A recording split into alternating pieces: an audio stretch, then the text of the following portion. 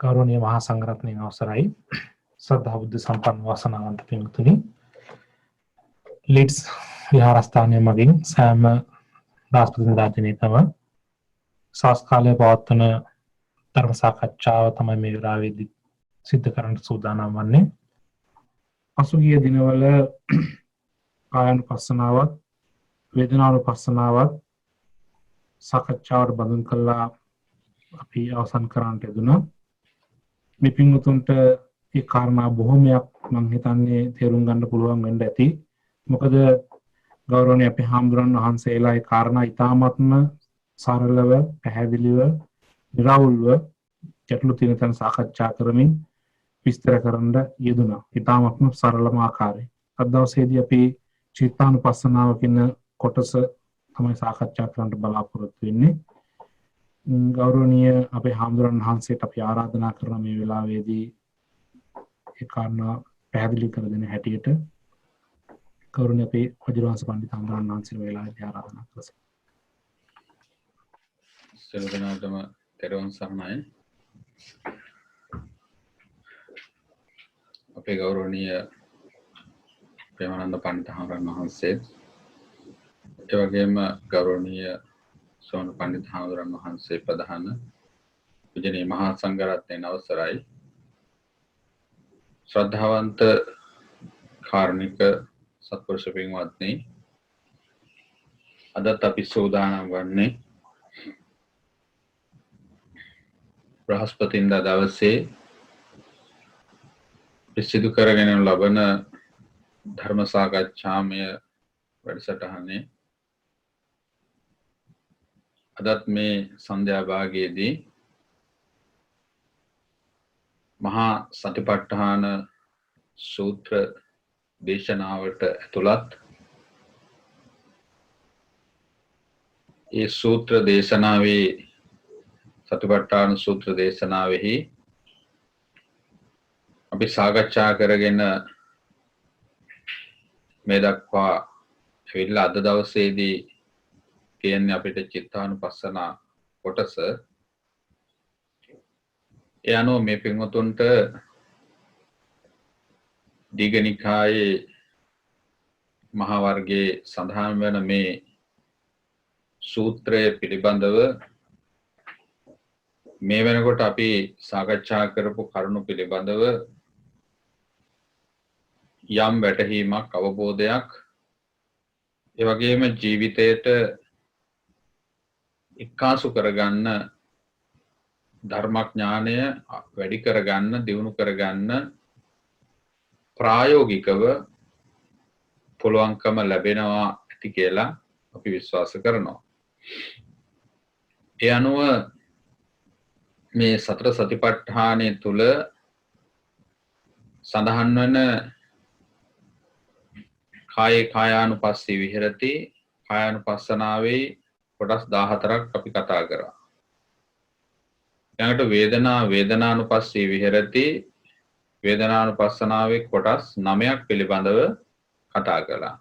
මම ඒවා මේ වෙලාවේ කොටස් මොනවද කියන්නේ නැහැ. ඒ සංඛ්‍යාත්මකව විතරයි සඳහන් කරන්නේ. ඊළඟට අද දවසේදී අපි සාකච්ඡා කරන්න බලාපොරොත්තු වෙන්නේ චිත්තානුපස්සනාව. චිත්තේ චිත්තානුපස්සී විහෙරති. එතකොට මේ චිත්තානුපස්සනාවට ඇතුළත් වන කොටස් 16ක් පිළිබඳව සඳහන් වෙලා තියෙනවා. එතකොට සිත චිත්තානුපස්සනාවෙන් කියන්නේ සරලවම ගත්තොත් සිත පිළිබඳව. එතකොට මේ ලෝකේ අපිට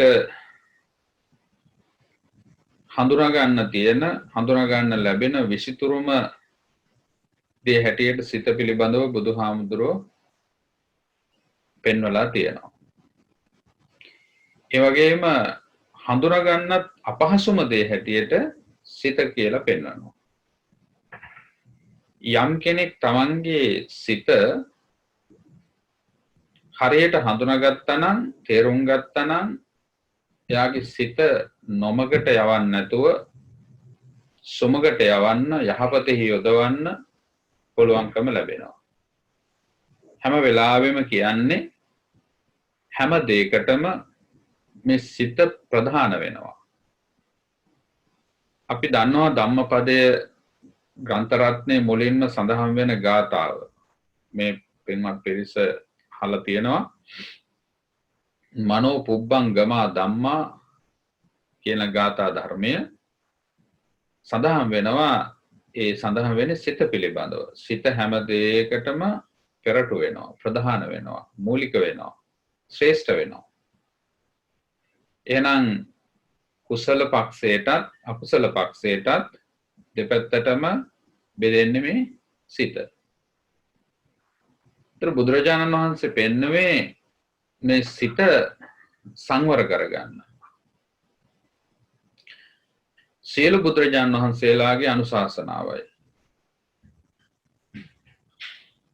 සබ්බ පාපස්ස අකරණං කුසලස්ස උපසම්පදා සචිත්ත පරියෝදපනං ඒතං බුද්ධාන ශාසනං. සියලු බුදුරජාණන් වහන්සේලාගේ අනුශාසනාව. සබ්බ පාපස්ස අකරණං සියලු පව් වලින් මිදෙන්න. කුසලස්ස උපසම්පදා කුසල් සම්පාදනය කරන්න, උපදවන්න. එහෙනම් මේ කුසල් උපදවන්න කියන්නේ මොකද්ද? කුසල් සිත වඩන්න කියන එක. සිත තමයි අකුසලයට යන්නේ, කුසලයට යන්නේ. එතකොට එහෙනම් මේ කුසලතාවය, හැකියාව පූර්ණේ කරගන්න පුළුවන්නේ හරි විදිහට මේ හිත අඳුනගත්තාම. හිත තේරුම් ගත්තාම. ඒ හිත අඳුනගත්තේ නැති, තේරුම් ගත්තේ නැති කෙනාගේ හිත අයාලේ යනවා. ඒක බුදුහාමුදුරුවෝ පෙන්වුවේ හරියට කුළු හරකෙක් වගේ. වනේ ඉන්න කුළු හරකා හීලා නැහැ. එතකොට ඒ හීලා නැති සතා කොහෙට දුවයිද, කොහෙට යයිද කියලා අපිට කියන්න පුළුවන් කමක් නැහැ. නමුත් හීලා වෙච්ච සතා ඒ හිමියාට නැත්තම් ඒ ගොපල්ලාට කීකරු වෙනවා. ඒ වගේ দমনය කරපු හිත අපිට සැපගෙන දෙනවා. අපිට අවශ්‍ය පරිදි, අවශ්‍ය විදිහට අවශ්‍ය දේ කරන්න පුළුවන්කම තියෙනවා. ඒ විදිහට দমনය වෙච්ච නැති සිතෙන් මොනවා වෙයිද කියන්න බෑ. අපිට පේනවා අපි ජීවත් වෙන සමාජය තුළ, රට තුළ, ලෝකයේ තුළ විවිධාකාර විදිහේ අකටයුතුකම් කරනවා. දූෂණ, වංචා, හොරමැරකම්, ඝාතන, පලිගැනීම් ආදී නොයෙකුත් දේවල්. ඉතින් ඒවා නීති රීති දාලා පාලනය කරලා තියෙනවා. ඉතින් මේ හැම දෙයක්ම කරන්න මූලික වෙන්නේ සිත. ඒකට සිත හදා ගන්නවා කියලා කියන්නේ තමන්ටත් සැපගෙන දෙනවා, අනුන්ටත් සැපගෙනත් දෙනවා. යහපත ඇති කරගන්න පුළුවන්. ඒකට ඒ අයගෙන් සමාජයට කරදරයක් නැහැ. බොහොම නිවිච්ච, තැම්පත් වෙච්ච. එතකොට මේ බුදුපසේ බුදු මහරහතන් වහන්සේලා පරම පූජනීයත්වයට පත් වෙන්නේ, පාරිශුද්ධත්වයට පත් වෙන්නේ උන්වහන්සේලා පාතියන දූවිලි ටික පවා, පයට පෑගෙන දූවිලි ටික පවා අති පාරිශුද්ධත්වයට පත් වෙන්නේ උන්වහන්සේලා නික්ලේශී නිසා. උන්වහන්සේලාගේ සිතින්, කයින්, වචනෙන් කවදාවත් අනර්ථයක්, අයහපතක්, අකටයුත්තක් සිද්ධ වෙන්නේ ලෝකයාට, සත්වයාට. ඒ නිසා තමයි උන්වහන්සේලා පරම පූජනීය උත්තමයන් හැටියට සැලකන්නේ. ඒතර මේ කායිකව තියෙන පිරිසුදු භාවයක් ගැන නෙමෙයි කතා කරන්නේ, මානසිකව තියෙන පාරිශුද්ධත්වය, පාරිශුද්ධ භාවය ගැන. ඒතර හිතයි පිරිසුදු වෙන්න ඕන. ඒතර බුදුහාමුදුරුවෝ මේ හිත පිරිසුදු කරන වැඩපිළිවෙලයි දේශනා කළේ. කය පිරිසුදු කරාට කොච්චර පිරිසුදු කළත් ඒක ශාරීරික වශයෙන් විතරයි ඒ පිරිසුදු භාවය. නමුත් මේ කය පිරිසුදු කරනවා වගේ හිත පිරිසුදු කරන්න පුළුවන් කමක් නැහැ. අපි නෑවට ඊළඟට සුවඳ විලවුන් ගැල්ලුවාට, ඇඳුම් පැළඳුම් ඇඳට, ඊළඟට රන් රිදී පැළඳුවාට කවදාවත් හිත ලස්සන වෙන්නේ නැහැ. හිත පිරිසුදු වෙන්නේ නැහැ. ඒ කයයි ලස්සන කරන්නේ. හැඩ කරන්නේ. ඒ නිසා ඒ කිසිවක් අවශ්‍ය නැහැ. හිත පිරිසුදුවට තියෙන කෙනාගේ කායික ස්වરૂපයත් ලස්සන වෙනවා. ප්‍රේමනාප වෙනවා, ප්‍රසන්න වෙනවා. දැන් ඔය මෙත්තානිසංස සූත්‍රයේ පෙන්වන්නේ මෛත්‍රී සහගත ඒ කුසල් සිත් ඇති වෙනකොට ලැබෙන ආනිසංස 11ක් ගැන කතා කරනවා. එනංගේ සිතේ පිරිසුදු භාවයේ මත මෛත්‍රී කරුණා සහගත භාවයේ මතයි ඒ කියන සියලු ගුණාංගයක්ම ඇති වෙන්නේ. ඒතකොට අපි එහෙනම් වඩන්න ඕන, දියුණු කරන්න ඕන මෙන්න මේ සිත. ඒතකොට අද අපේ මාතෘකාවත් එන මේ සිත පිළිබඳව. බුදුරජාණන් වහන්සේ පෙන්වනවා කතංචපන භික්ඛවේ භික්ඛු චිත්තේ චිත්තානුපස්සී විහෙරති.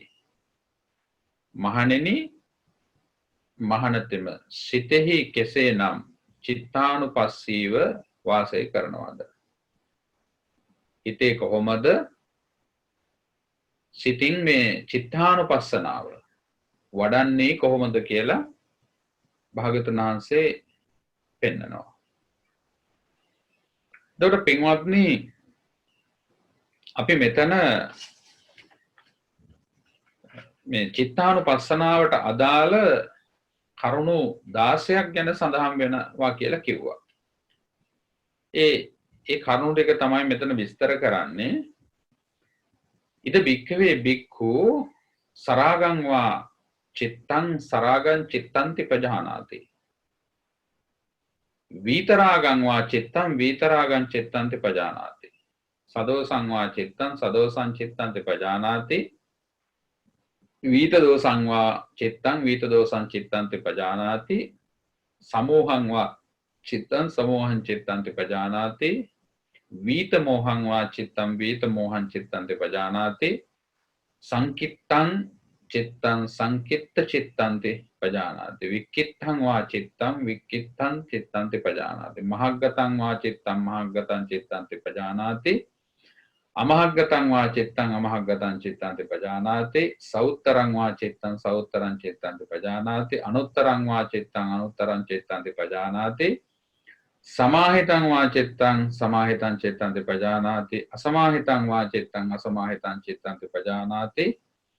විමුත්තං වා චිත්තං විමුත්තං චිත්තන්ති පජානාති. විමුත්තං වා චිත්තං විමුත්තං චිත්තන්ති පජානාති. අවිමුත්තං වා චිත්තං අවිමුත්තං චිත්තන්ති පජානාති.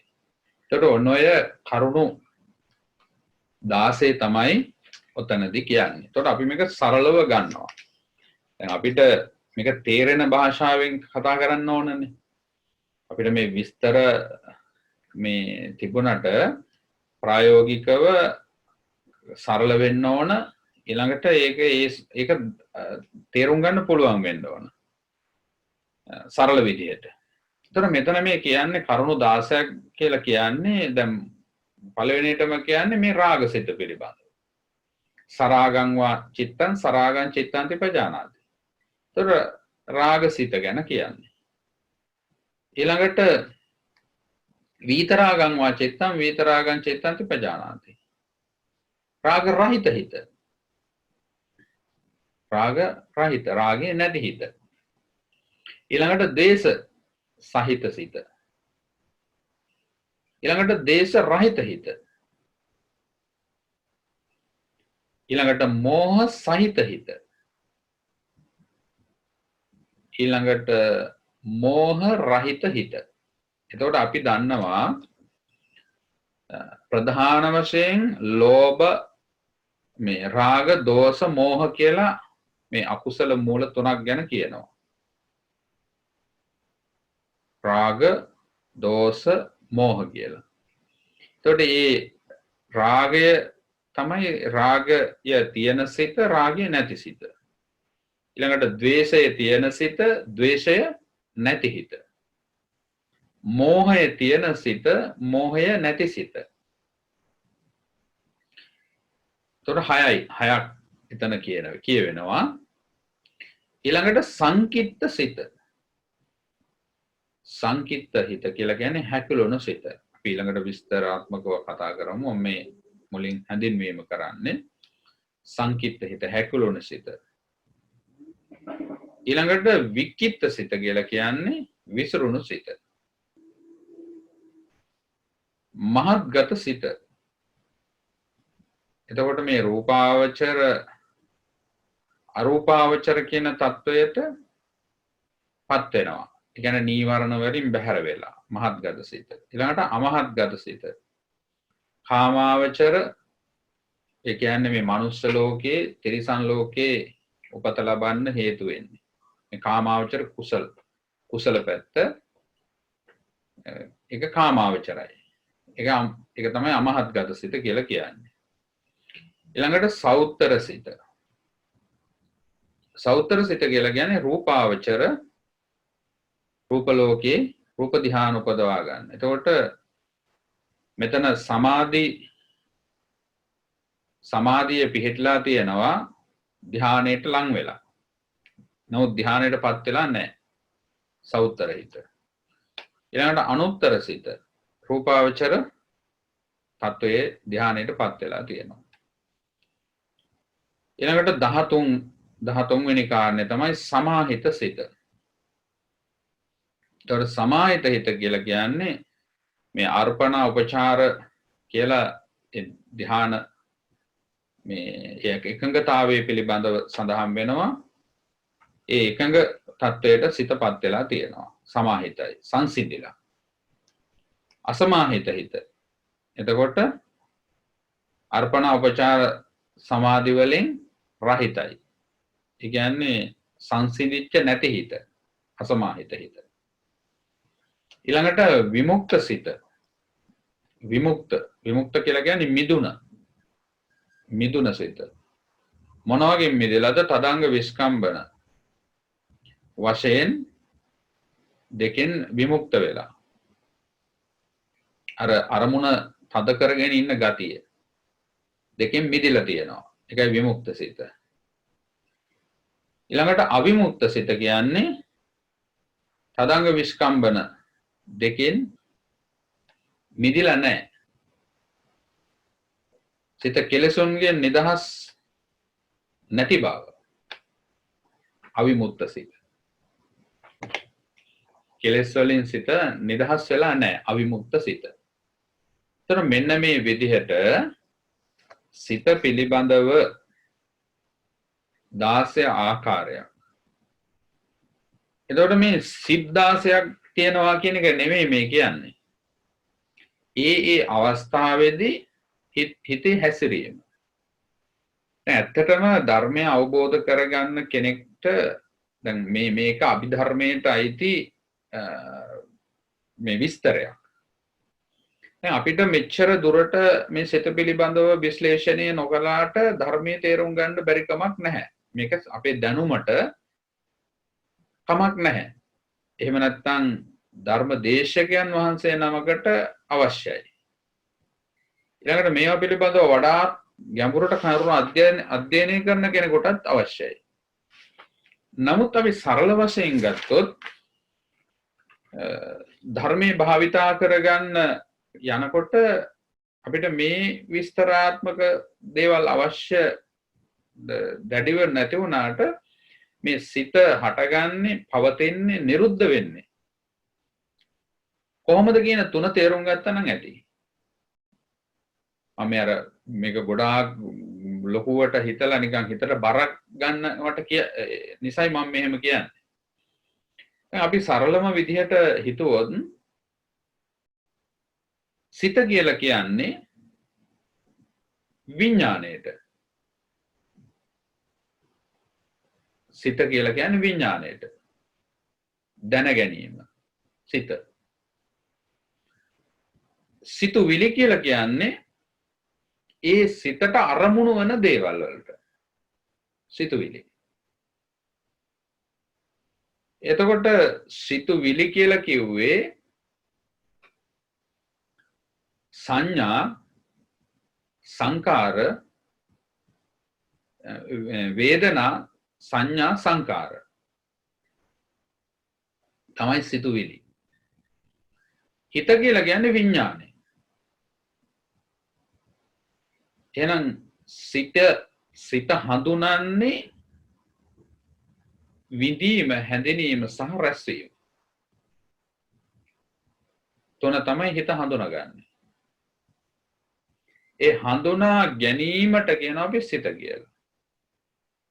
එතකොට සිතක් පහළ වෙන්නේ, සිතක් හටගන්නේ කොහේකවත් තනියම හිතක් හටගන්නේ නැහැ. හිතක් හටගන්නේ හේතු ප්‍රත්‍ය මූලික වෙලා. හේතු ප්‍රත්‍ය වලින් තොරව සිතක් හටගන්නේ නැහැ. සිතක් හටගන්නේ හේතු ප්‍රත්‍ය මූලික වීමෙන්. එහෙනම් අපි ප්‍රධාන වශයෙන් සිත් 6ක් ගැන කතා කරනවානේ. ඇහැ මූලික වෙලා ඇති වෙන හිතට කියනවා අපි චක්කු විඥාන සිත. නැත්තම් රූප දැනගන්නා වූ සිත. ඊළඟට කන මූලික වෙලා ඇති වෙන හිතට කියනවා සෝත විඥානේ නැත්තම් ශබ්ද දැනගන්නා වූ හිත. ඊළඟට නාසය මුල් වෙලා ගාන විඥානය. එතකොට ගඳ සුවඳ දැනගන්න විඥානය. ඊළඟට දිව මුල් වෙලා පහළ වෙන හිතට කියනවා ජීවහා විඥානය නැත්තම් රස දැනගන්නා වූ හිත. ඊළඟට කයට දැනෙන පහස දැනගන්නා වූ හිතට කියනවා කාය විඥානය නැත්තම් පහස දැනගන්නා වූ ස්පර්ශය දැනගන්නා වූ විඥානය. හිතට නැගෙන අරමුණු දැනගැනීමට කියනවා මනෝ විඥානය. නැත්තම් අරමුණු දැනගන්නා වූ මනසින් අරමුණු දැනගැනීම. ඔන්න ඔය විඥාන 6 තමයි ප්‍රධාන වශයෙන් ඇති වෙන්නේ. ඒතර ඔය විඥාන 6 පහළ වෙනකොට ඒක කුසල්ද අකුසල්ද කියලා බෙදිලා නැහැ.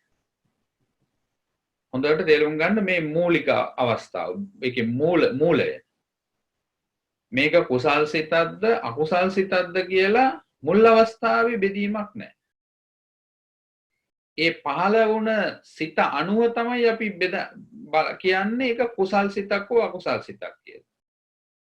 දැන් අර එක රාගයටද අයිති, එක ද්වේෂයටද අයිති, ඒක මෝහයටද අයිති. එහෙම නැත්තම් ඒක රාග රහිත හිතක්ද, ද්වේෂ රහිත හිතක්ද, මෝහ රහිත හිතක්ද,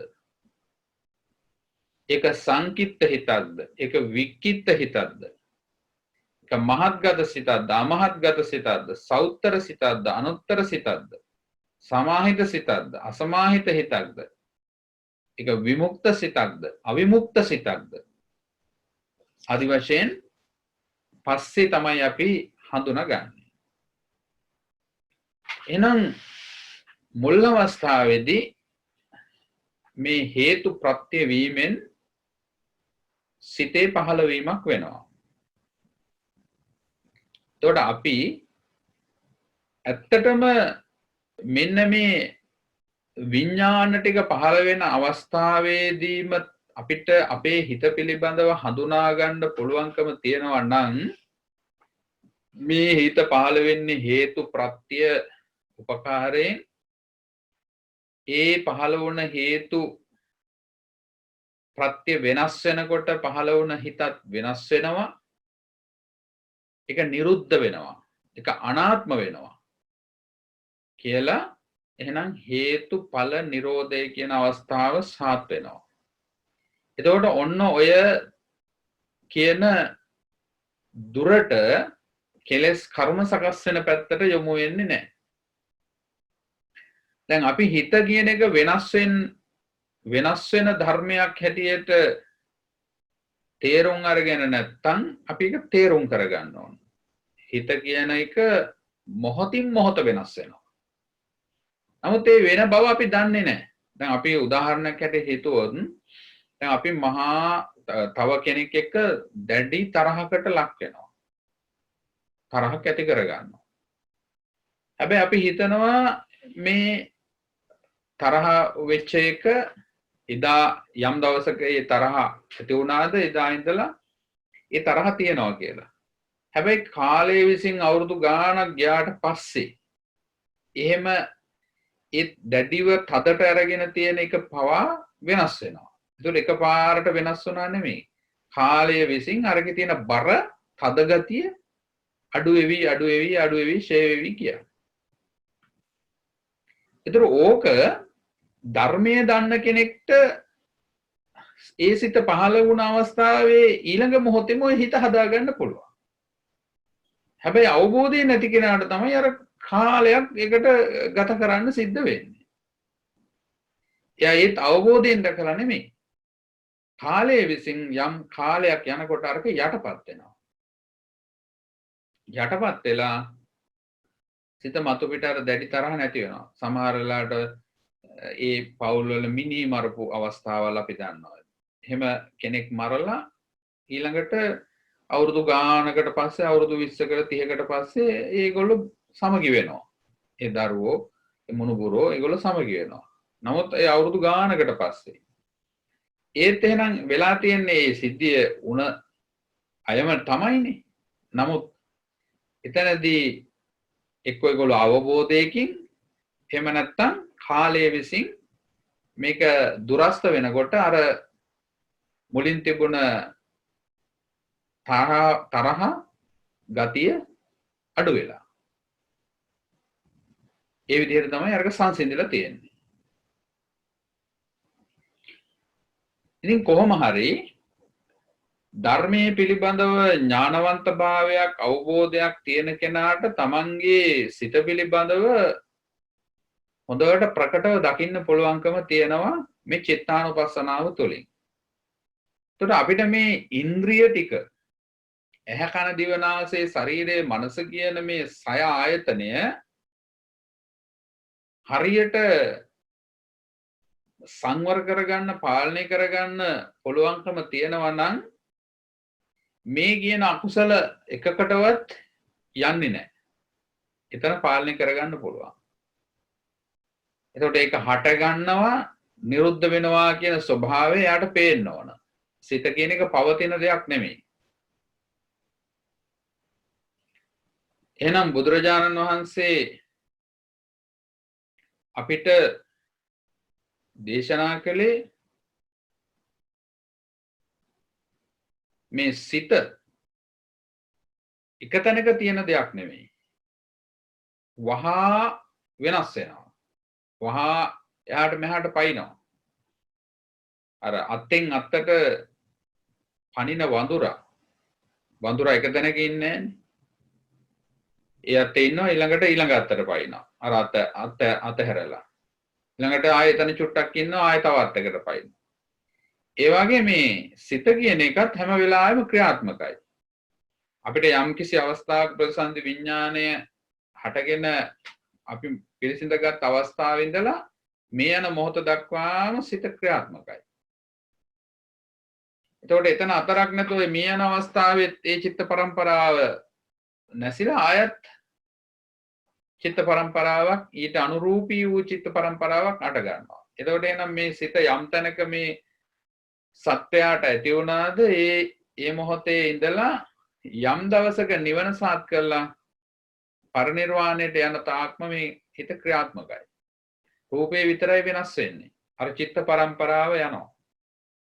ඒ හින්දා තමයි කියන්නේ ධර්මයේ ඔහොත් නෙමෙයි වෙන කෙනෙකුත් නෙමෙයි කියලා. නචසෝ නචාඤ්ඤෝ. චිත්ත පරම්පරාව පැත්තෙන් ගත්තාම එයා නෙවෙයි කියලා කියන්න බෑ. වෙන කෙනෙක් කියලා කියන්නත් බෑ. රූපේ වෙනස් වෙන හින්දා. එනම් මේ චිත්ත පරම්පරාව පිළිබඳව අපිට අවබෝධ කරගන්න තියෙන මාර්ගය තමයි ක්‍රමය තමයි මේ සිත හටගන්නේ නිරුද්ධ වෙන්නේ කොහොමද? සිත කියන එක කෙනෙකුට අයිති දෙයක් නොවේ. දැන් අපි එක එකනා හිත මගේ කරගෙන ඉන්නවා. අපි හැම වෙලාවෙම කියන්නේ මගේ හිත මට හිතෙන හැටියට, මම දන්න හැටියට, මට තේරෙන හැටියට, මගේ හිත කියලා හැමෝම භාවිත කරනවා. ඒක සම්මුති විවහාරය හැමයි. නමුත් පින්වත්නි, ධර්මානුකූලව බලනකොට සිත කෙනෙකුට අයිති දෙයක් නෙමෙයි. සිතක් ඇති වෙනවා, හැබැයි ඒකට අයිතිකාරයෙක් නැහැ. ඒ සිත පහළ වෙන්නේ හේතු ප්‍රත්‍ය වෙලා. දැන් අපේ ජීවිතේ කුඩා කාලේ අපිට හිත අපේ කරගෙන තිබුණේ නැහැ. හිත මගේ කරගෙන තිබුණේ නැහැ. පුංචිම දරුවා. ඒ හින්දා තමයි ඒකට කිව්වේ ප්‍රභාස්වර හිත කියලා. මහණෙනි, මේ හිත මුලින්ම පිරිසුදුයි, පැහැදිලි, ප්‍රභාස්වරයි. ප්‍රභාස්වර මිදම් බික්කවේ චිත්තං තංචකෝ ආගන්තුකේහි උපක්ඛිලිට්ඨේහි උපක්ඛිලිට්ඨං. මේ සිත ආගන්තුක උපක්ලේශ වලින් තමයි අපවිත්‍ර භාවයට පත් උනේ. අපවිත්‍ර භාවයට පත් වෙන්නේ ඉස්සෙල්ලා මේ හිත පිරිසුදුයි. එහෙනම් අපි ඔක්කොටම මේ පිරිසුදු භාවයේ තිබ්බනේ හිතේ. කිලුටක්, කහටක්, වෛරයක්, ක්‍රෝධයක්, මාන්නයක්, අහංකාරකමක්, හම්බයක්, තදගතියක් එහෙම තිබුණේ නැහැ. හිත බොහොම සැහැල්ලුයි, ප්‍රභාස්වරයි. අර කණ්ණාඩියක් වගේ. කණ්ණාඩියට රූප සටහන් වැටුණාට ඒ කණ්ණාඩියව රැඳෙන්නේ නැහැ. ඒ වගේ අපේ හිතේ අපිට ලස්සන එකක් වැටුණා කියලා ඒකට අපි ඇලුනේ නැහැ. අවලස්සන එකක් ගැටුණා කියලා අපිට ඒකට ගැටුනේ නැහැ. ඊළඟට ශබ්දයටත් එහෙමයි. මිහිරි ශබ්දය කියලා ඒකට බැඳුනේ නැහැ. අමිහිරි ශබ්දය කියලා ඒකත් එක්ක ගැටුනේ නැහැ. ඊළඟට රසයත් එහෙමයි. මේක මිහිරි රසය, අමිහිරි රසය කියලා ඒ ඇලීමක් බැඳීමක් උනේ නැහැ. මේක ගන්ධයක්, මේක සුවඳක් කියලා ඇලුනේ නැහැ, බැඳුනේ නැහැ. මේ පහස සනීපයි කියලා ගත්තේ නැහැ. මේ පහස රළුයි කියලා ගත්තේ නැහැ. හිතට පහළ වෙන අරමුණ. එහෙනම් මේ දෙකට ප්‍රතිචාර දැක්වේ එකම විදිහකට. එතන උපේක්ෂා සහගතයි. මේ දෙකට ප්‍රතිචාර දැක්වේ අපි එක විදිහකට. ඒකට තමයි උපේක්ෂාව කියලා කියන්නේ. උපේක්ෂා සහගතයි. හැබැයි උපේක්ෂා සහගත වෙලා තියෙන්නේ අවබෝධයෙන් නෙවෙයි, මේ හේතුඵල සිද්ධාන්තය තේරුම් අරගෙන නෙවෙයි, ඒ වයසට අදාළ අනවබෝධය තුලින් තමයි ඒ සංවර භාවය ඇති වෙලා තියෙන්නේ, ඒ පිරිසුදු භාවය ඇති වෙලා තියෙන්නේ. දැන් ඒ පිරිසුදු භාවය අනවබෝධය තුලින් ඇති වුණාට දැන් අපි අනුකරණය වෙනකොට, ඒ කියන්නේ අපේ දෙමව්පිය අපිට ලෝකය ගැන හඳුන්වලා දෙනකොට අපි මේවා ඇහැට දකින රූපය හොඳ නරක කියලා වෙන් කරගත්තා. කොටස් කරගත්තා.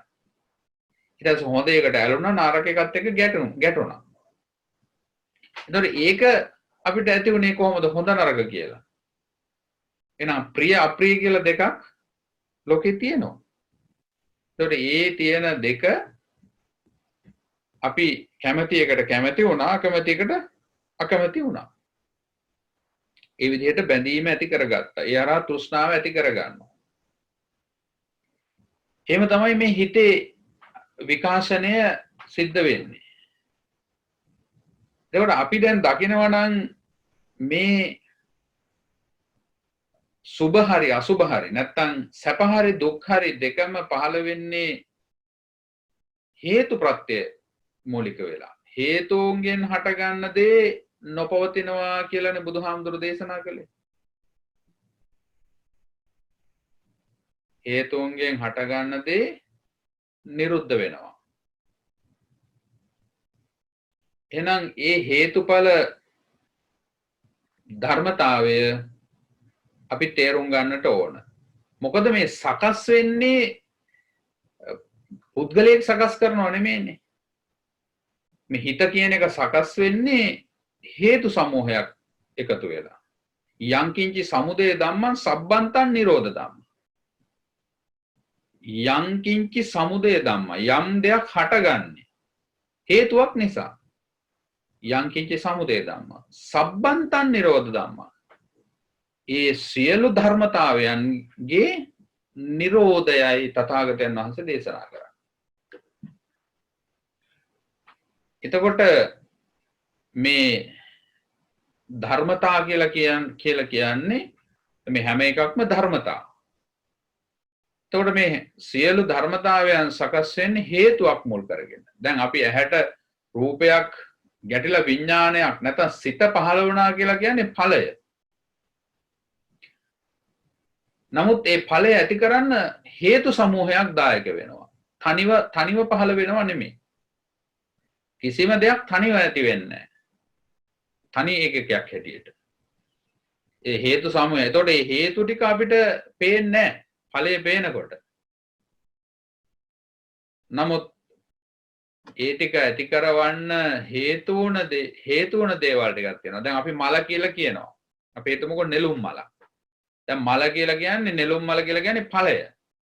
නමුත් ඒක ඒ නෙළුම් මල හටගන්න හේතුන ටික ජලය, මඩ, උණුසුම, ඊළඟට වාතය ඒ ටික නොතිබුණා නම් අර මලක් හටගනීද? මලක් හටගන්නේ නැහැ. එහෙනම් මල අර වගේ තොරව කතා කරන්න පුළුවන්ද? හැබැයි ඒ හේතු එකක් හරි අර මලේ තියනවාද? මඩ තියනවාද මලේ? වතුර තියනවාද මලේ? ඊළඟට වාතය තියනවාද? කියන්නේ ඒවා ප්‍රත්‍ය වෙලා තමයි මල හටගත්තේ. එහෙනම් අර වගේ තොරව මල ගැන කතා කරන්න බෑ. හැබැයි මලේ ඒවා එකක්වත් තියනවත් නෙමෙයි. ඒවා නැසිලා අන්නාකාරයකින් තමයි මල සකස් වෙන්නේ. එතනත් සතර මහා ධාතු තමයි. අන්න ඒ වගේ අපි දකින්න ඕන මේ හිත කියන එකත් එක්තරා ඵලයක්. එහෙනම් චක්කු විඥානය රූප දැනගන්නා හිත කියලා කියන්නේ ඵලයක්. ඒ රූපයක් දැනගන්න සිත පහල කරන්න හේතු වුණා අපිට ඇහැ, ඊළඟට රූපය, ආලෝකය, මානසිකාරය, විඥානය. ඔන්න ඔය ටිකේ සංසිද්ධියේ ඵලයක් තමයි අපි මල කියලා කියන්නේ. මේ රූප දැනගන්නා සිත කියලා කියන්නේ. දැන් අර ටිකෙන් බැහැරව කතා කරන්න. එහෙනම් හේතුන්ගෙන් හටගත්ත ඵලයක් තමයි සිත කියලා කියන්නේ. රූප දැනගන්නා සිත. ඒ වගේ ශබ්ද දැනගන්නා හිත, ගන්ධ දැනගන්නා හිත, රස දැනගන්නා හිත, ස්පර්ශ දැනගන්නා හිත, අරමුණු දැනගන්නා හිත. එතකොට අපිට එහෙනම් ඒ හිත මගේවත් අනුන්ගේවත් කියලා කියන්න පුළුවන්කමක් නැහැ. ඒ හිත හටගත්තේ හේතු ප්‍රත්‍යයන්ගෙන් හේතු ටික නැසෙනකොට හටගන්න ඵලය නැසෙනවා. එහෙනම් මල හටගත්තේ අර හේතු ටිකෙන් ඒ හේතු නොපවතිනකොට ජලය වෙනස් වෙනකොට, වාතය වෙනස් වෙනකොට, උණුසුම වෙනස් වෙනකොට, මඩ වෙනස් වෙනකොට හටගත්ත මලත් වෙනස් වෙනවා. දැන් මල එක දිගට තියනවද පිපිච්ච මල? නෑ. උදේට පිපෙනවා, හවසට පර වෙනවා. හුඟක් මල්. අනිත් ඒවා දවස් දෙකක් සතියක් තිබිලා පර වෙලා යනවා. එහෙනම් ඒක උපාදනය කරන්න හේතු ටික වෙනස් වෙනකොට, සමුදය හේතුව වෙනස් වෙනකොට ඵලය වෙනස් වෙනවා. ඒ වගේ හිතක් පහල කරන්න උපකාර වෙන ධර්මතා ටික වෙනස් වෙනකොට පහල වන හිත වෙනස් වෙනවා. පවතිනවා නෙමෙයි. ඒක මගේ හිත නෙමෙයි. ඒක අනුන්ගේ හිත නෙමෙයි. හේතුන් නිසා හටගත්තු සිත නිරුද්ධ වෙනවා. දැන් ඔන්න ඔය නිරුද්ධ වෙන බව දැක්කේ නැති කෙනා තමයි එහෙනම් ඒ පහළ වෙන හිත මගේ කරගෙන ඒකට තණ්හා උපාදාන කරගන්නේ. දැන් අපි රූපයක් ඇහැට දැකලා ඒකට තණ්හා උපාදාන වෙනවනේ. දැන් ඒක ලස්සනයි.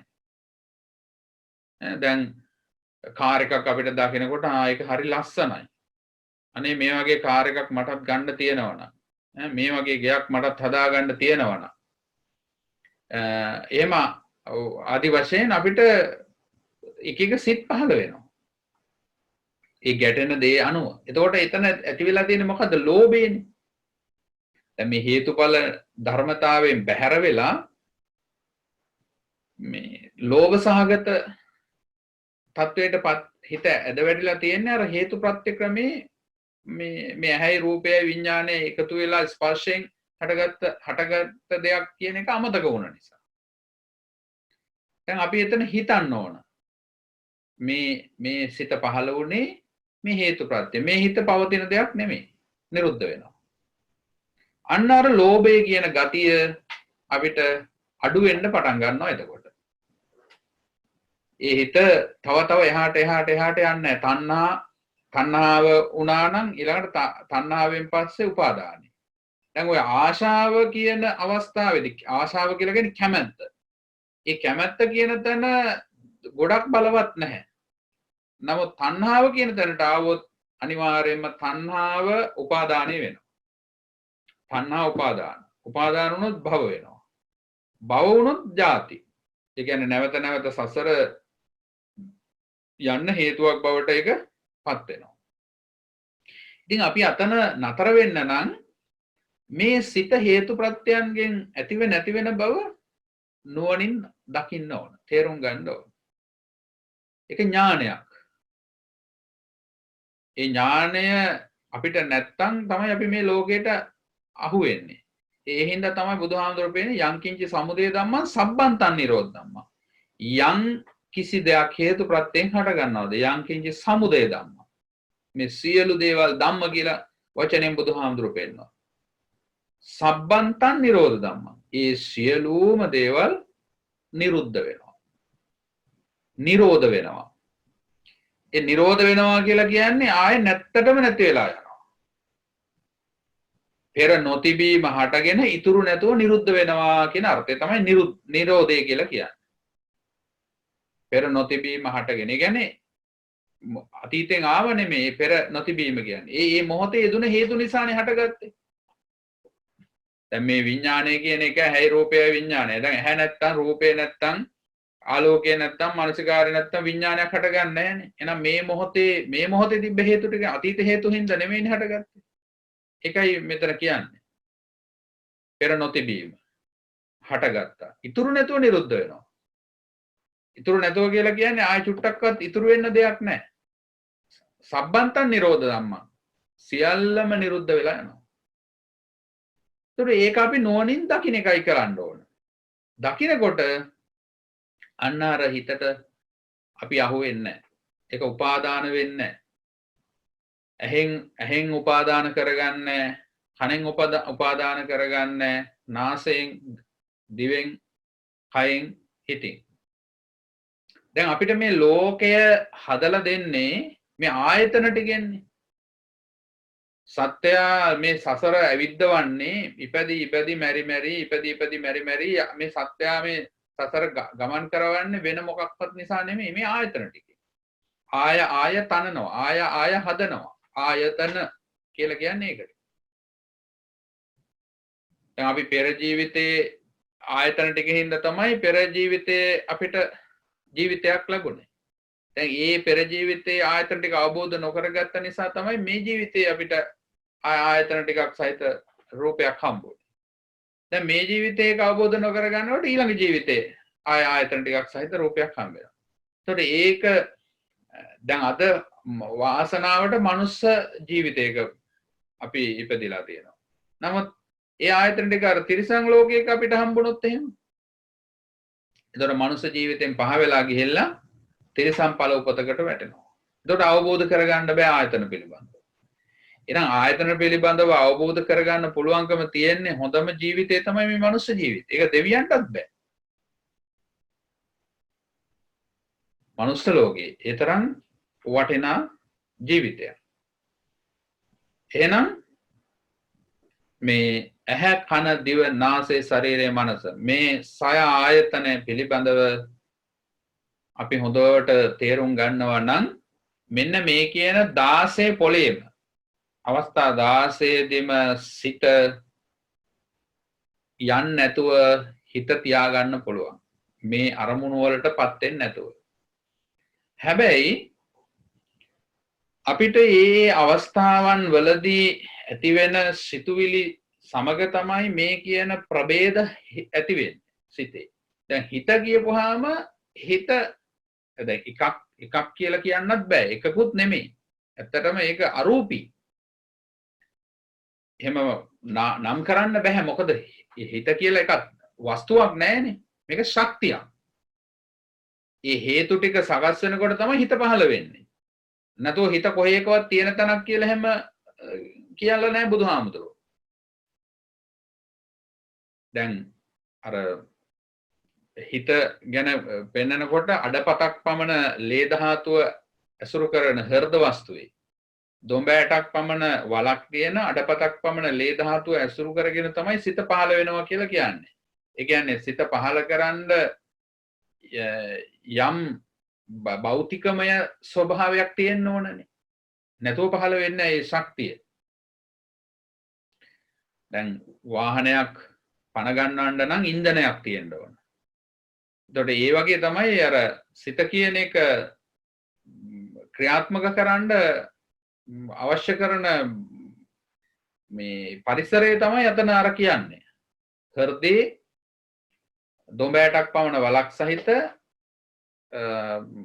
අඩපතක් පමණ ලේ ධාතුව ආශ්‍රය කරගෙන තමයි සිත පහළ වෙනවා කියලා කියන්නේ.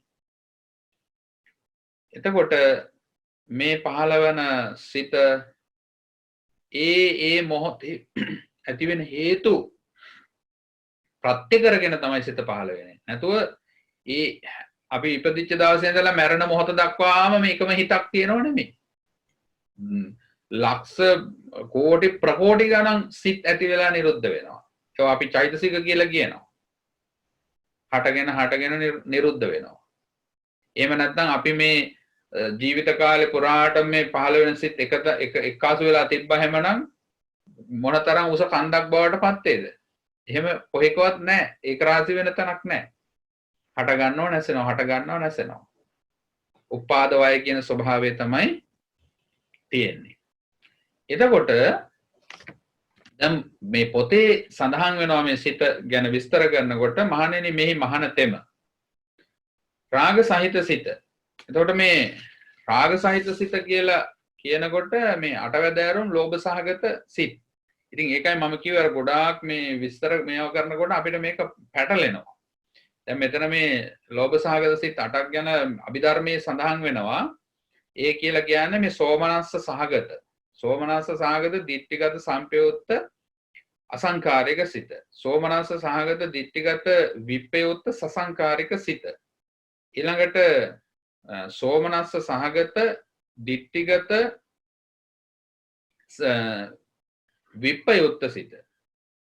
විප්පයුත්ත අසංකාරික සිත. සෝමනස්ස සහගත දිට්ඨිගත විප්පයුත්ත සසංකාරික හිත. ඊළඟට උපේක්ෂා සහගත දිට්ඨිගත සංපයුත්ත සසංකාරික සිත. ඊළඟට උපේක්ෂා සහගත දිට්ඨිගත සංපයුත්ත සසංකාරික හිත. උපේක්ෂා සහගත දිට්ඨිගත විප්පයුත්ත අසංකාරික සිත. උපේක්ෂා සහගත දිට්ඨිගත විප්පයුත්ත සසංකාරික හිත.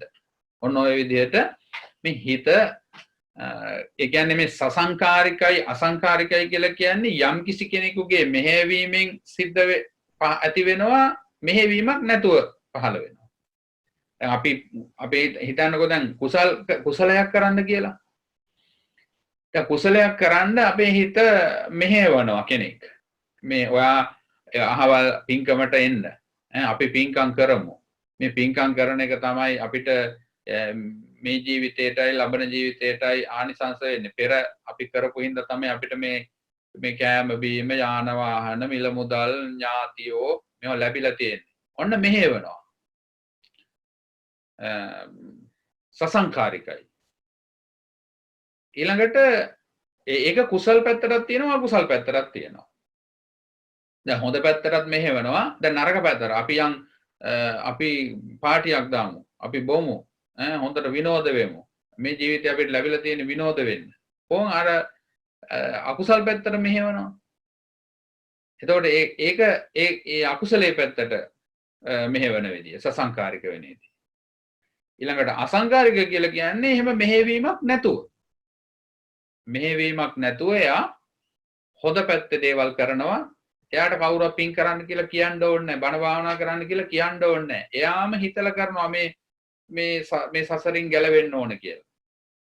එහෙම නැත්නම් මේ හොඳ වැඩ කරන්න ඕනේ කියලා. ඒක මේ අසංකාරිකයි. ඊළඟට අකුසලයේ පැත්තට ගත්තාම එයාටත් කවුරුත් පව් කරන්න කියලා කියන්න ඕනේ නැහැ. එයා විසින්ම ඒ පැත්තට එයා යොමු වෙනවා. අසංකාරිකව. මෙහෙවීමක් නැතුව. එහෙනම් මේ කුසල පක්ෂයටත් අකුසල පක්ෂයටත් මේ හිත වැඩ කරන හැටි ගැන කියන්නේ. දැන් මේ වචන තමයි වෙනස්. නැත්තම් ඔය හිතේ ඒකයි මම කියේ දැන් මේ වචන මේවා කරගෙන ඔය ලොකුවට හිතට ගන්න එපා. එතකොට මේක ගැඹුරුයි අමාරුයි තේරෙන්නේ නැහැ කියලා එහෙම හිතෙනවා. ඒ නිසා එහෙම හිතන්න එපා. මේ කියන්නේ අපේ මේ හිත වැඩ කරන විදිහ ගැනයි. ඊළඟට උපේක්ෂා සහගත. උපේක්ෂා සහගත පැත්තේ තියෙනවා දිට්ඨිගත සම්පයුත්ත අසංකාරික සිත සසංකාරික සිත. උපේක්ෂා සහගත විප්පයුත්ත අසංකාරික සිත විප්පයුත්ත සසංකාරික හිත. ඒකෙත් අර මෙහෙවීමක් ඇතුව සහ මෙහෙවීමක් නැතුව. ඉතින් දෙපැත්තට අපිට මේ පහළ වෙන විදිහ. එතකොට අකුසලයට මේ දිට්ඨිගතව කියලා කියන්නේ අර අකුසලයට බර වෙලා මේ පහළ වෙන විදිය. මේ කුසල් අරමුණ. මේ අකුසල් අරමුණ. දැන් කෙනෙකුට හිතෙනවා මේ පෝසත් මිනිහෙක්ගෙන් අරගෙන මේ දුප්පත් මිනිස්සුන්ට බෙදන්න ඕන කියලා. අහර ඒතර දිට්ඨි සහගත අකුසල් හිත. බුදුහාමුදුරුවෝ ඒක පෙන්වුවේ අකුසලයක් හැටියට. ඒක වැරදි දෘෂ්ටියක්. කෙනෙක්ගෙන් තියෙන එකක් කෙනෙක්ගෙන් අරගෙන බෑ. එයාගේ පින්නට තමයි යාට ලැබිලා තියෙන්නේ. ඒකට අපිට දේශ කරන්න තරහ කරන්න බෑ. අපි එහෙනම් හම්බ කරලා අපි දෙන්න ඕන. ඒක නිවැරදි ක්‍රමය. අන්න ඒ වගේ මේ සිත වැඩ කරන විදිය. ඉතින් මෙතන මේ අටවැදෑරුම්ම ලෝභ සහගත සිත් කියලා කියන්නේ ඒකට. ඊළඟට රාග සහිත හිතයයි හෝ මේ දන්නේ වේ. එතකොට මේ රාගික බව. සරාගං වා චිත්තං සරාගං චිත්තන්ති පජානාති. එතකොට අපිට රාග හිතක් ඇති වෙනකොට ඒ රාග හිතක් ඇති වුණා කියලා. රාග කියන්නේ කැමැත්ත. දැන් ඇහැ හරහා, කන හරහා, දිව හරහා, නාය හරහා, කය හරහා, හිත හරහා. ඔය ආයතන හයෙම අපිට රාග හිත ඇති වෙන්න පුළුවන්. රාග හිත ඇති වෙනවා. දැන් ප්‍රියයි කියලා ගත්තොත් එතන රාග හිත. ඒ කියන්නේ කැමැත්ත. එහෙනම් දැන් ඒක නැති කරන්නේ කොහොමද? නැති කරන්නේ හේතුඵල ධර්මතාවය දකින්න ඕන. මේ සිත පහළ වුණේ ඇහැ රූපේ විඥානය. චක්කුංච පටිච්ච රූපේච උපජ්ජති චක්කු විඥාන. ඇහැ රූපය විඥානය තුන එකතු වීමෙන් තමයි මේ හිත පහළ වෙන්නේ. මේ හිත අර ප්‍රත්‍ය ටික නැසෙනකොට පහළ වුණ හිතත් නිරුද්ධ වෙනවා. ඒක මම මගේ කියලා අල්ලගන්න බෑ. නොපවතිනවා. යංකින්ච සමුදය ධම්මං සම්බන්තං නිරෝධ ධම්මං. නිරුද්ධ වෙන හැටි පේන්න ඕන. එතකොටයි එහෙනම් මේ රාගයෙන් ඇලීම නැති වෙන්නේ. ඒක මම මගේ කියලා පිළිගන්න බැරි වෙන්නේ. එහෙම රාග හිත පිළිබඳව. ඊළඟට පහ වූ රාගය ඇති. ලෞකික කුසල් සිත්. ඒ කුසල් සිත් පහළ වෙනවා. ඒතකොට රාගික බවක් නැහැ. හැබැයි එතන අර හේතුඵල ධර්මතාවය දැකලා නෙමෙයි එතන තේරුම් ගන්නේ ලෞකිකත්වයේ මතයි. සත්පුජ්‍යල දෘෂ්ටි මත ඉඳගෙන. ඒක කුසල් පින කියලා කියනවා. ඊළඟට ද්වේෂසිත. දේශසිත කියලා කියන කොටත් ධර්මයේ තුල සඳහන් වෙනවා දේශමූලිකව ඇතිවෙන සිත් දෙකක් පිළිබඳව දෝමනස්ස සහගත පටිඝ සම්පයුත්ත අසංකාරික සිත. දෝමනස්ස සහගත පටිඝ සම්පයුත්ත සසංකාරික හිත. ඒකත් යම් කිසි කෙනෙක්ගේ මෙහෙවීමෙන් සහ මෙහෙවීමක් නැතුව පහළ වෙන සිත් දෙකක් ගැන කියන්නේ. අපි ධර්මයේ සඳහන් වෙන්නේ. කෙනෙක්ගේ මෙහෙයවීමෙන් ඇතිවෙන ද්වේෂය මෙහෙයවීමක් නැතුව ඇතිවෙන ද්වේෂය. මෙහෙයවීමක් නැතුව.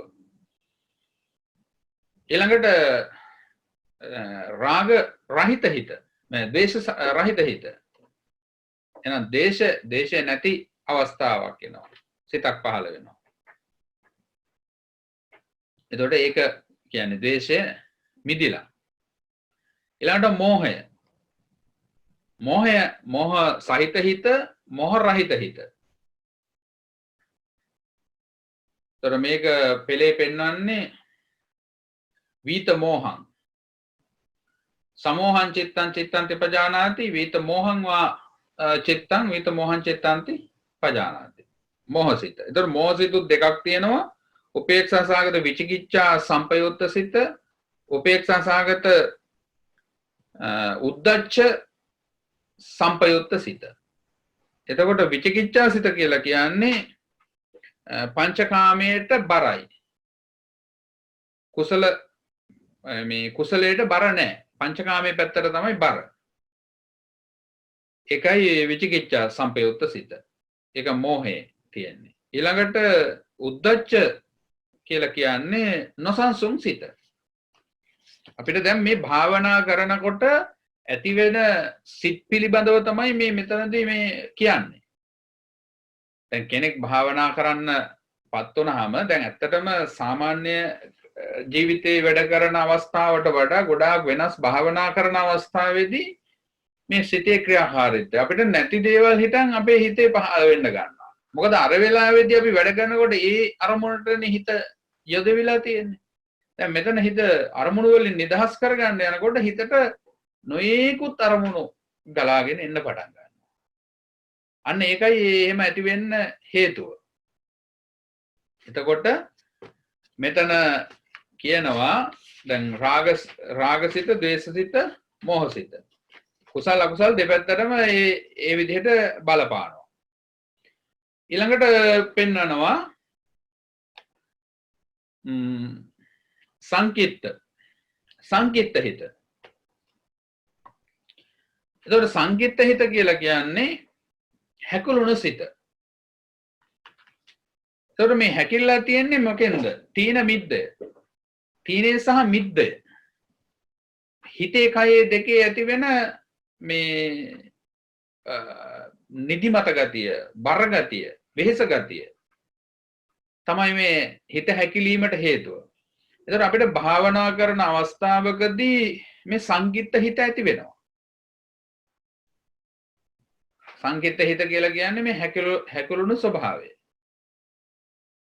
හිතේ හැකිලිච්ච ස්වභාවය. දැන් අපිට භාවනා කරන්න ගියාට භාවනා කරන්න දැන් ඉඩ දෙන්නේ නැහැ. ඒකෝ කයේ නොයෙකුත් දේවල් අපිට හිතට දැනෙන්න ගන්න. එහෙම නැත්නම් හිතින් අපි හැකිලිලා තීන මිද්දේට පත් වෙලා තියෙනවා. එතකොට මෙන්න මේ හැකිලුණු ස්වභාවයට කියනවා සංකිට්ත හිත. තීන මිද්දේට බැසගෙන. ඊළඟට වික්කිට්ත සිත කියලා කියන්නේ උද්දච්චයෙන් විසිරුණු සිත. උද්දච්චයෙන් කියලා කියන්නේ මෙතන අර උඩඟුකම කියන එක නෙමෙයි විසිරුණු ස්වභාවය. උද්දච්ච. නොසන්සුන්තාවය. නොසන්සුන්තාවයෙන් සමාධියකටපත් වෙන්න බෑ. නොසන්සුන් හිත. ඒකයි වික්කිට්ත සිත. ඊළඟට මහග්ගත සිත කියලා කියන්නේ රූපාවචර හෝ අරූපාවචර පැත්තෙන් කියන සිත් 9ක් ගැන සඳහන් වෙනවා. එතකොට නීවරණ වලින් තොර වෙලා. හැබැයි මේක ලෝකෝත්තර නෙමෙයි ලෞකික. ඊළඟට අමහග්ගත සිත කියලා කියන්නේ කාමාවචර සිත. කාමාවචර මනුස්ස ලෝකයේ හෝ සතර අපායේ පහළ වෙන්නේ. කාමාවචර කුසල් සිත් කියලා තියෙනවා, කාමාවචර අකුසල් සිත් කියලා තියෙනවා.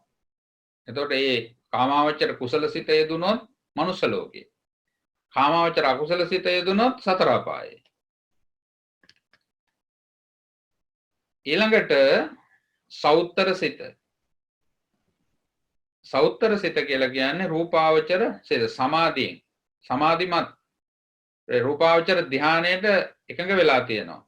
හැබැයි ධානයට ලං වෙලා මිසක් ධ්‍යාන සමාපත්තියකටපත් වෙලා නැහැ.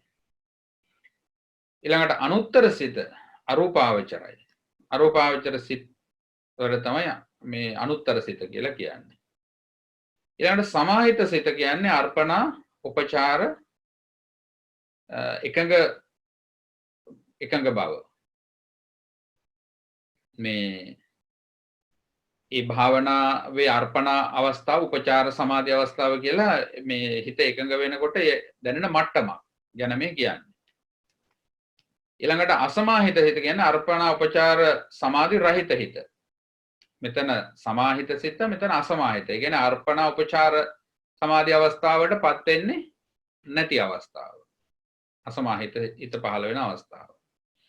ඊළඟට විමුක්ත සිත කියලා කියන්නේ තදංග විස්කම්බන වශයෙන් සිත මිදිලා මේ විමුක්තයි මිදිලා. දැන් තදංග වශයෙන් යට කරගෙන මේ අරමුණ ඉන්න අවශ්‍ය නැහැ. එහෙම යටපත් කරන්න ඕනේ නැහැ. ස්වභාවයෙන්ම හිත සමාධියටපත් වෙලා තියෙනවා. ඒ දෙකෙන් මිදිලා. ඒකයි විමුක්ත සිත. සිත කෙලෙසුන්ගෙන් නිදහස් බව. අරමුණු වලට මේ එකතු වෙලා නැති බව. ඊළඟට අවිමුක්ත සිත කියලා කියන්නේ තදංග විස්කම්බන දෙකෙන් මිදිලා නැහැ. නොමිදුණු සිත. එතකොට කෙලෙස් සහගත සිත කියන අර්ථයෙන් තමයි අවිමුක්ත සිත. මිදිලා නැහැ. ඉතින් ඔය අපිට භාවනා කරන්න යනකොට මේ ඇති වෙන මේ අරමුණු පිළිබඳව තමයි ඔය කියන්නේ. දැන් මෙහෙම සිත් 16ක් තියෙනවා කියලා එහෙම නෙමෙයි. මේ සිත් 16ක් තියෙනවා කියන එක නෙමෙයි මේ කියන්නේ. සිතේ අවස්ථා. සිත කියන්නේ හේතු ප්‍රත්‍ය මුල් කරගෙන පහළ වෙන්නේ අර අමුලින් කියවනේ මේ චක්කු සෝත ගාන ජීවා කාය මන කියලා. එතකොට මේ අවස්ථාවේදී මේ ඇති වෙන සිත්වල ප්‍රභේද අවස්ථාවන්. එතකොට මේ භාවනා කරන්න ගියපම පහළ වෙන සිත් කොටාසේ වෙනස්ම ආකාරයක්.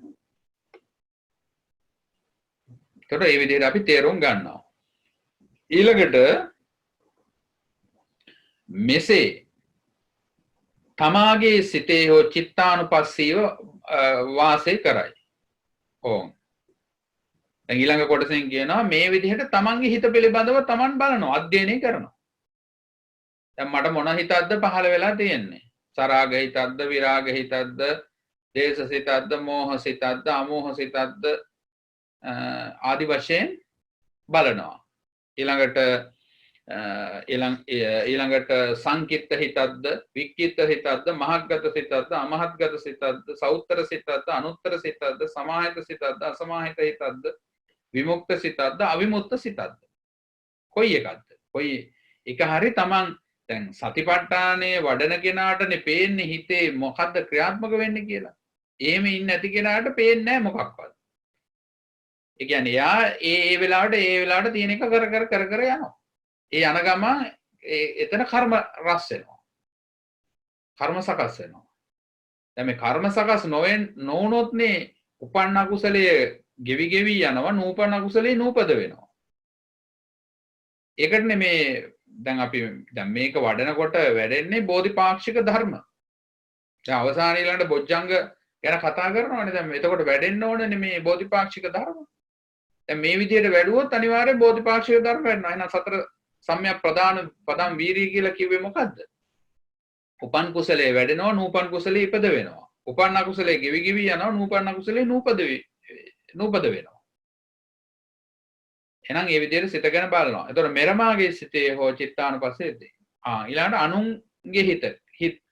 දැන් අපෙන් පරිබාහිර වෙන්න අය ගත්තාම ඒත් ඉතින් ওই ස්වභාවයම තමයි. හිත කියන එකේ අමුත්තක් නෑ අරයාගේ මෙයාගේ කියලා අපි වෙන් කරාට ඒ පුද්ගලයා එයාගේ හිත කියලා කියනවා. හැබැයි ඒ ඔක්කොටම තියන්නේ මේ විදිහටම අරමුණු පහල කරන සිත. හිතේ ස්වභාවය ගත්තා. ඊළඟට වර එක තමාගේද වර එක අනුන්ගේද චිත්තානුපස්සී බලයි. තමන්ගේ තුල බැලුවත් අනුන් තුල බැලුවත් මේ හේතු ප්‍රත්‍යයෙන් පහළලා නිරුද්ධ වෙන ස්වභාවය තේරුම් ගන්නවා. සිත උපදිනට ප්‍රත්‍ය වූ ධර්ම නොයෙක් අයුරින් පුන පුනා බලන සුළුවේ වාසය කරයි. බලන්නකො සිතක් හටගන්න හේතු වෙන ප්‍රත්‍ය ධර්මයන් නැවත බලනවා. දැන් අපි හදලා කියනනේ මේ බුදුහාමුදුරුවෝ දේශනා කරලා තියෙන මේ පෙළ. සිතක් උපදිනට ප්‍රත්‍ය වූ ධර්ම නොයෙක් අයුරින් පුන පුනා බලන සුළුවේ විශේෂ සිතේ චිත්තානුපස්සීව. එතකොට නම් මේ හිතක් උපදින්න හේතු වෙන ධර්මතා බලනවා. මොනවද හිතක් උපදින්න බලන්නේ? චක්කු විඥාන හිත ඇති වෙන්න, ඇහැ රූපේ විඥානය, කනයි ශබ්දේ විඥානය, නාසය ගන්ධය විඥානය, ඊළඟට දිවයි රසය විඥානය, කයයි පහසයි විඥානය, හිතයි අරමුණ විඥානය. කාය විඥානිකව මේ ඊළඟට චක්කු විඥානිකව, සෝත විඥානිකව, ගාහන විඥානිකව, ජීව විඥානිකව, කාය විඥානිකව, මන විඥානිකව.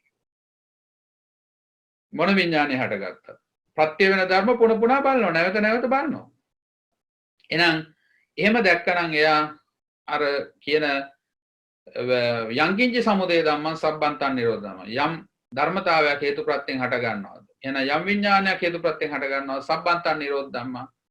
ඒක නිරුද්ධ වෙනවා. ඒක මම මගේ කියලා ගන්න බෑ.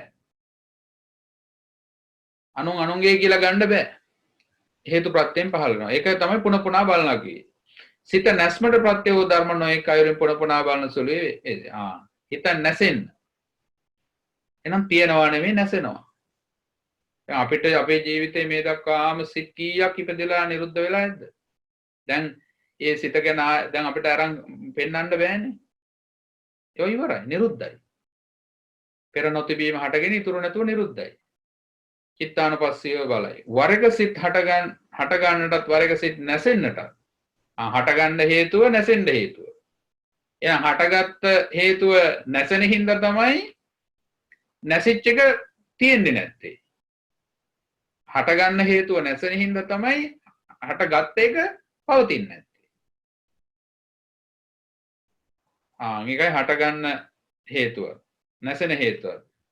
ප්‍රත්‍ය වූ කරුණ නොයෙක් අයුරින් පුන පුනා බලන සුළුවේ උයේ වේ. එහෙනම් සිතේ චිත්තානුපස්සීව වාසය කරනවා. ඒතර ඒ විදිහට සිත ගැන අනිවාර්යෙන් අපි මෙනෙහි කරන්න ඕන, බලන්න ඕන.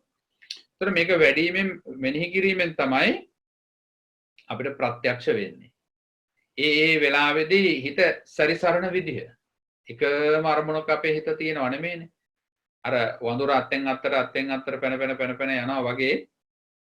මේ හිත කියන එක මේ නතර වුණ වෙලාවක් නෑ. දැන් අපි හිතනවා නිදාගත්තට පස්සේ හිත නතර වෙලා කියලා නෑ. ඒත් ක්‍රියාත්මක භවංග විඥානය ක්‍රියාත්මකයි. මනෝ විඥානය ක්‍රියාත්මකයි. අවදි වුණාම පංච විඥානය ක්‍රියාත්මකයි. හිත නතර වෙච්ච වෙලාවක් නෑ. ඒක තමයි අර බුදුහාමුදුරුවෝ කිව්වේ අර අඟුලිමාලට උඹ මේ මම නතර වෙලා උඹ දුවනවා කියලා. ඒතර එයා බැලුවා මම නතර වෙලා ඉන්න මට මේ දුවනවා කියන්නේ මොකද? අන්න එයා හැප්පිච්ච තැන. නතර වෙලා ඉන්නවට දුවනවා කියලා කියන්නේ මොකද්ද මේ කියලා එයා බැලුවා පස්සට හැරිලා. එතකොට එයාගේ පෙර සාංශාරික කුසල වාසනාවක් තිබුණා. අර පාප මිත්‍ර ආශ්‍රයෙන්නේ බාල ආශ්‍රයෙන්නේ නොමකට වැටුනේ. අර කුසල් සිත මුල් වුණා. ඒ පාර තමයි මෙල්ල වුනේ. ඒ පාර ඒක හොයන්න පටන් ගත්තා. ඒකෙන් තමයි යාට ධර්මයේ දකින්න පුළුවන් වුනේ. එහෙනම් මේ දිවීමක් ගැන නෙමෙයි කියන්නේ මේ හිතේ දිවීම ගැනයි. එහෙනම් හිත නතර කරා. අන්න නතර වුණා. එතකොට බුදුරජාණන් වහන්සේ පෙන්නනවා මේ සිත වනාහි ඇතයි. ඔහුට සිහි එළඹ සිටියේ වෙයි. සිතක් තියෙනවා. ඒ කියන්නේ සිත තියෙනවා කියලා කියන්නේ සිතක් පහළ වෙනවා. හැබැයි සත්‍යයක් පුද්ගලෙක් නැහැ. සත්‍යයක් පුද්ගලෙක් නැහැ. ඒ සිතක් පහළ වෙන්නේ සිතක් පහළ වෙන්න ඕන කරන ධර්මතාව ටික සකස් වෙනකොට සිතක් පහළ වෙනවා. ඒක කෙනෙකුට අයිති දෙයක් නෙමෙයි. ඒක මගේ හිත කියලා අපි මගේ කරගෙන දැන් මගේ හිත කියලා අපි අල්ලගත්තේ නැති අවස්ථාවක් ජීවිතේ තිබ්බනේ. ඒ අවස්ථාවේ හිත මගේ වුන්නේ නැහනේ. දැන්නේ අපි මගේ වෙලා තියෙන්නේ. දැනුත් මගේ නෙමෙයි. දැන් මගේ කියලා අපි හිතන් ඉන්නවා. දැන් මගේ නම් මම කැමති විදිහට මේ හිත පවත්වන්න පුළුවන් වෙන්න එපා නේ. දැන් මගේ නොවන නිසානේ මට පවත්වන්න බැරි වෙලා තියෙන්නේ. දැන් හිත කැමැති කරන දේ අපිට පවත්වන්න පුළුවන් වෙන්න එපා හිත මගේ නම්. නමුත් ඒ හිත පවත්වන්නත් බෑ හිත යොදවලා කය පවත්වන්නත් බෑ. එහෙනම් මේ දෙකම අපෙන් බැහැරව ගිලිහිලා තියෙන්නේ. ඒ ගිලිහිලා තියෙන්නේ මොකද හිත අපිට අයිති දෙයක් නොවන නිසා සංගත ධර්මයන්ගෙන් හැදිච්ච දෙයක් නිසා. සිතක් පහළ වෙනවා සිතට පුද්ගලයෙක් නැහැ. සත්‍යයේ පුද්ගලයෙක් නැහැ. මේ මගේ හිත අනුන්ගේ හිත අරයාගේ මෙයාගේ කියලා අපි වෙන් කරනවා. වෙන් කරාට ඒ කොටස් කිරීමක් පමණයි සිත හේතු ප්‍රත්‍යයෙන් පහළ වෙලා නිරුද්ධ වෙනවා. පුද්ගල ස්වභාවයක් නැහැ. ඒ මතුමත්තේ නුවණ වැඩෙනු පිණිස සිහිය වැඩෙනු පිණිසම වේ. එහෙම දැක්කොත් තමයි නුවණ වැඩෙන්නේ සිහිය වැඩෙන්නේ. මෙසේ වූ හෙතෙම තෘෂ්ණා නිශ්චය කරනවා. තෘෂ්ණා දෘෂ්ටි නිශ්චය කරනවා. ඒ දෙකට හසු වෙන්නේ නැහැ. හසු නොවි වාසය කරනවා. ලෝක කිසිවක් තෘෂ්ණා දෘෂ්ටි දෙකෙන් ගන්නේ නැහැ, පිළිගන්නේ නැහැ, බාර ගන්නේ නැහැ. මහණෙනි මෙසේ මහණතෙම චිත්තානුපස්සීව වාසය කරයි. ඔන්න එවම්පි කෝ භික්ඛවේ භික්ඛු චිත්තේ චිත්තානුපස්සී විහෙරති. ඔන්න සිත ගැන මේ විදිහට බලනවා. එහෙනම් දැන් කය වේදනා හිත මේ කාය මූලික කරගෙන පහළ වෙන ඒ හැම සිතක්ම චිත්තානුපස්සනාවටයි. හැම විඳීමක්ම චිත්තානුපස්සනාවටයි. ඔය කියපු ඒකෙන් බැහැර වෙච්ච එකක්වත් නැහැ. හැබැයි කොයි තරම් සිත් පහළ වුණත් හේතු ප්‍රත්‍ය ආධාර කරගෙන පහළ වෙලා නිරුද්ධ වෙලා යනවා. හේතුවක් නැතුව ඵලයක් පහළ වෙන්නේ නැහැ.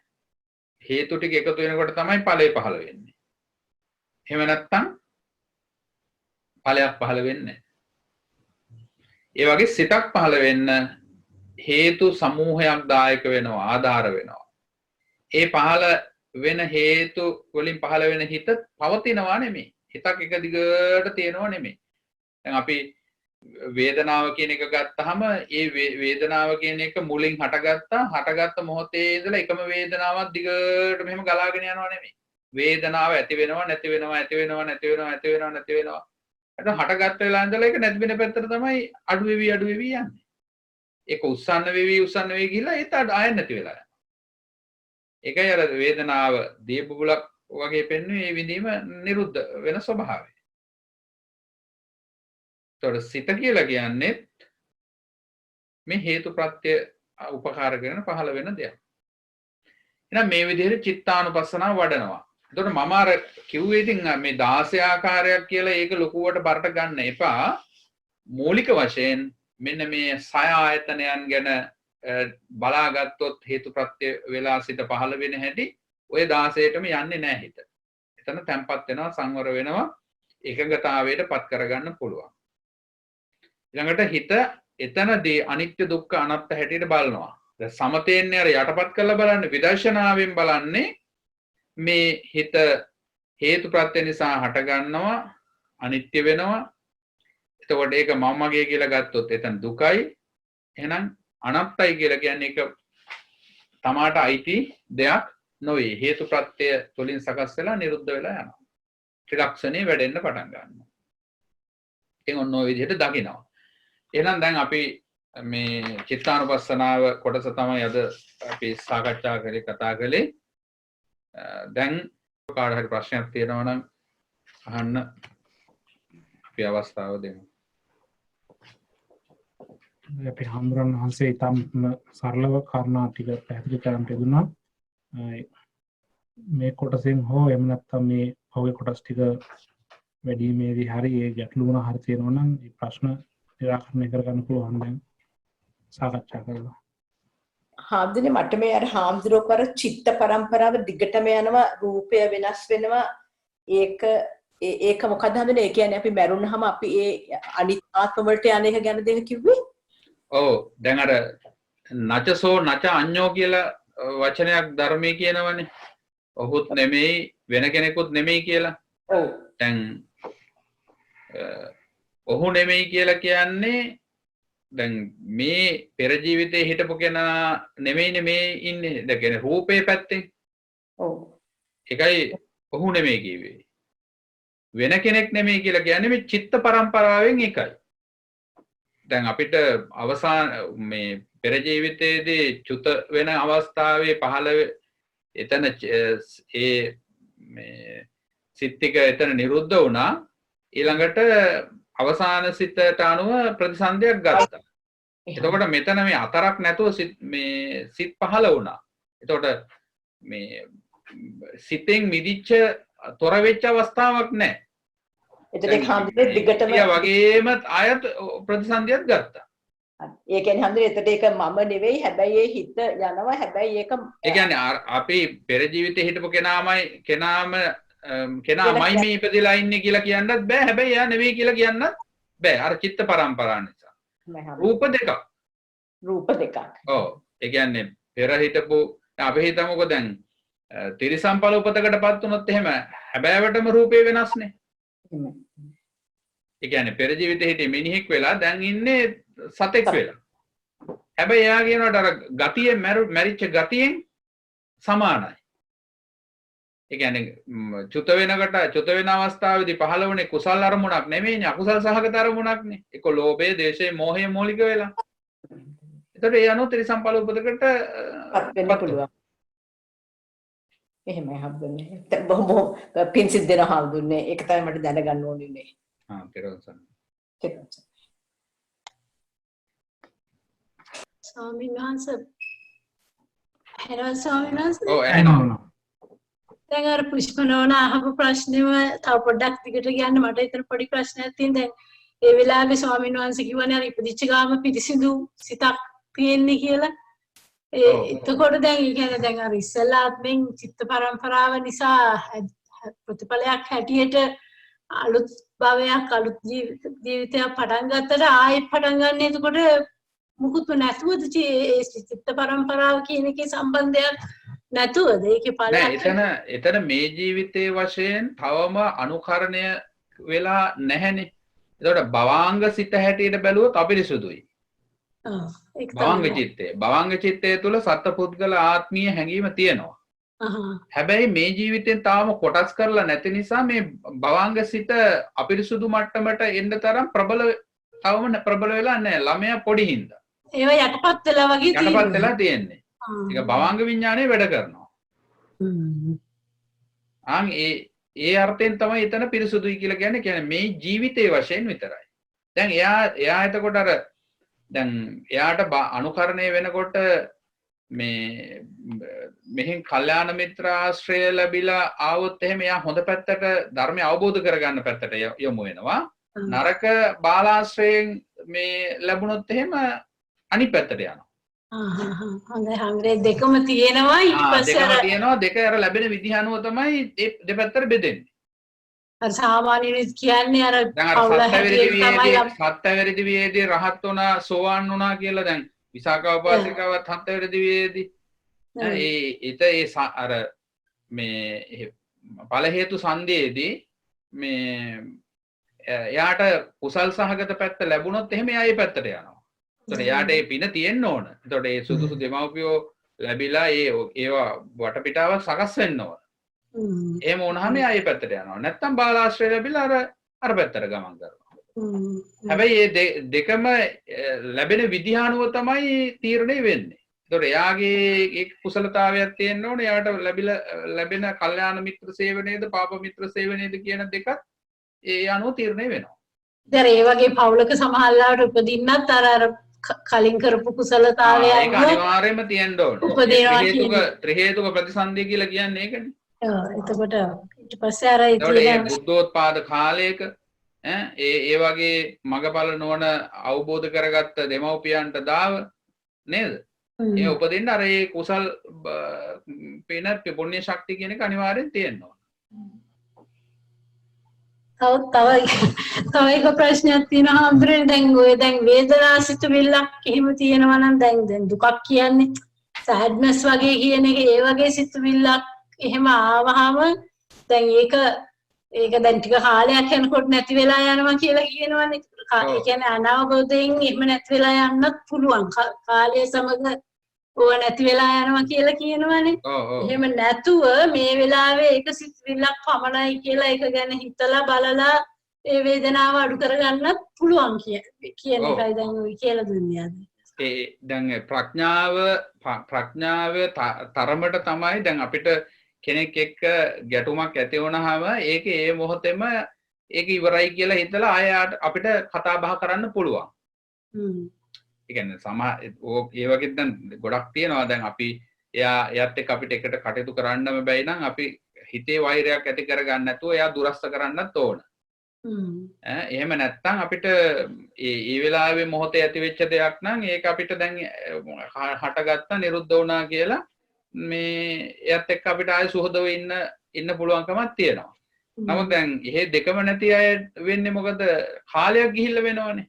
කාලයක් යනකොට අරක අමතක වෙලා ඈත් වෙලා ගිහිල්ලා යටපත් වෙනවා. හැබැයි යටපත් වුණාට ඒක අවබෝධයෙන් වෙච්ච දෙයක් නෙමෙයි.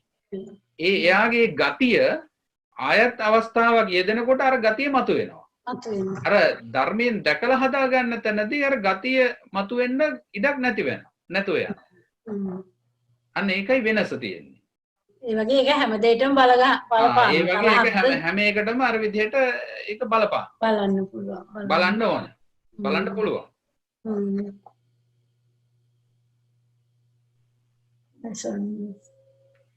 හාමුදුරනේ මේ දැන් කුසල් කියන්නේ අපි කියනනේ අපි ගියාත්මේ කරගෙන ආපු කර්ම කියලා හඳුනේ. ඒ කියන්නේ කර්ම කියන්නේ කුසල අකුසල් ඒවද හම්බුනේ ධර්මතා කියන්නේ? ඔව්. ඒ කර්ම කියලා කියන්නේ ක්‍රියා කියන එකනේ. එතකොට ඒ ධර්මතා කියන එකෙන් ඒ කුසල් හරි අකුසල් හරි ඔක්කොම. සබ්බන්තං නිරෝධ ධම්මං කියලා කියන්නේ ඒ ඔක්කොම. ඒතර යංකින්ච සමුදය ධම්මං යම් කුසල් හරි අකුසල් හරි ඕනම ධර්මතාවයක්. හේතු ප්‍රත්‍යයෙන් ඇති වුණා. එතකොට ඒ ධර්මතාවයන්ගේ නිරෝධයම තමයි සබ්බන්තං නිරෝධ ධම්මං. නිරෝධ. හරි. එතකොට සියල්ලම අය වෙන් කරන්නේ නැහැ මේ හොඳ එක නරක එක පින් එක පව් එක කියලා. සියල්ලම ඒකට ඇතුළත්. පිසිද්දන හාමුදුරනේ. එහෙනම් අපි අද දවසට අපේ ධර්ම සාකච්ඡාව අපි මෙතනින් නිමා කරමු. මේ වෙලාවේදී අපි විශේෂ වශයෙන්ම ගෞරවනීය ප්‍රේමානන්ද පඬිතුමන් වහන්සේටත් ඒ වගේම වජිරවංශ පඬිතුමන් වහන්සේටත් අපි නිදුක් නිරෝගී භාවය චිරජීවනයේ ප්‍රාර්ථනා කරමු.